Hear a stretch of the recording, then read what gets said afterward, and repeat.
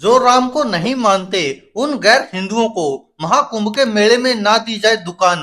अल्पसंख्यकों पर बागेश्वर धाम वाले धीरेन्द्र कृष्ण शास्त्री का बड़ा बयान।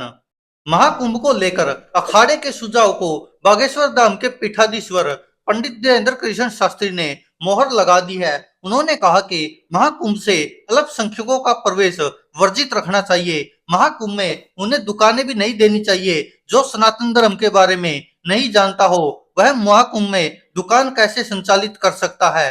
पंडित धीरेन्द्र कृष्ण शास्त्री ने महाकुंभ में अखाड़ा द्वारा मुस्लिम समुदाय के लोगों को दुकान नहीं दिए जाने की मांग को सही ठहराया है। धीरेन्द्र कृष्ण शास्त्री ने कहा कि जो लोग राम को नहीं मानते हैं और सनातन को नहीं मानते हैं उन्हें त्रिवेणी संगम पर जाने का क्या काम है।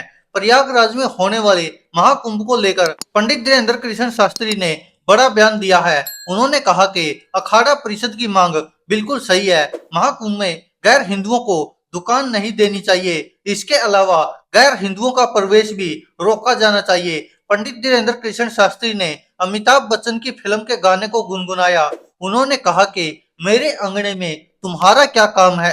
जब गैर हिंदू भगवान राम के काम के नहीं तो फिर उनका महाकुंभ में क्या काम है।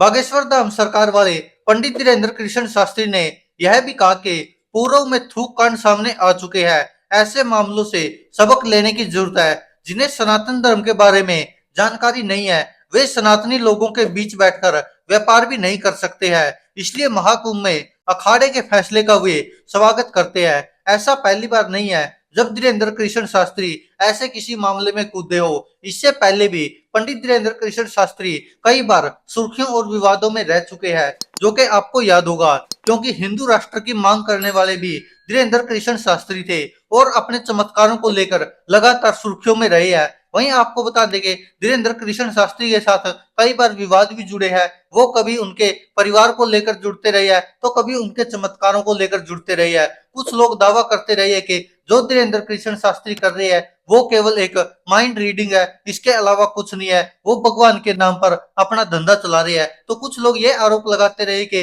धीरेन्द्र कृष्ण शास्त्री की इतनी आयु नहीं है जितने वो दावे करते हैं। तो वहीं आपको बता दें कि धीरेन्द्र कृष्ण शास्त्री पहले भी कई बार ऐसे बयान दे चुके हैं जिनको लेकर विवाद हुआ है। मुस्लिमों के खिलाफ कई बार बोल चुके हैं। आपको याद होगा पीछे ही कुछ समय पहले ही लगभग 1.5-2 साल पहले उन्होंने बुलडोजर को लेकर भी कहा था कि बुलडोजर चलना चाहिए। सही है, आपको याद होगा। वहीं आपको बता दें कि पंडित धीरेन्द्र कृष्ण शास्त्री मुस्लिमों के खिलाफ कई बार ऐसे बयान दे चुके हैं जिनको लेकर कुछ लोग उनके समर्थन में उतरते हैं तो कुछ लोग उनके खिलाफ भी जाते हैं। वहीं आपको बता दें कि बागेश्वर धाम वाले पंडित धीरेन्द्र कृष्ण शास्त्री युवाओं में काफी फेमस है और उनका काफी क्रेज है। उनको मानने वालों की संख्या लाखों करोड़ों में है, जिस कारण पंडित धीरेन्द्र कृष्ण शास्त्री की बातों को महत्व दिया जाता है मीडिया द्वारा भी। और अब बागेश्वर धाम वाले धीरेन्द्र कृष्ण शास्त्री ने कहा कि महाकुंभ में गैर हिंदुओं को वर्जित करना चाहिए।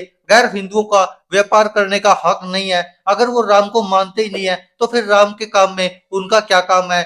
उन्होंने ये कहा कि दुकानें ही नहीं बल्कि उनका तो प्रवेश भी वर्जित करना चाहिए और जो अखाड़ा ने निर्णय लिया है वह उसके साथ बिल्कुल सहमत है। वहीं आपको बता दें कि इसको लेकर अब शायद नया विवाद भी शुरू हो सकता है। इससे पहले भी भारतीय जनता पार्टी के कई सारे नेता बागेश्वर धाम के जो प्रोग्राम होते हैं, जो उनका दाम लगता है उसमें पहुंच चुके हैं और उनका आशीर्वाद ले चुके हैं। वैसे तो मध्य प्रदेश के बहुत सारे नेता जाते रहे हैं, वो चाहे कांग्रेस नेता कमलनाथ हो या भारतीय जनता पार्टी के तो बहुत सारे नेता, मनोज तिवारी जैसे नेता, न जाने कितने ऐसे हैं जो भारतीय जनता पार्टी के नेता उनके दरबार में हाजिरी भरते रहे हैं। दोस्तों आप क्या कहते हैं इस पर अपनी राय कमेंट बॉक्स में जरूर दीजिएगा। धन्यवाद दोस्तों, देखते रहिए सच की आवाज।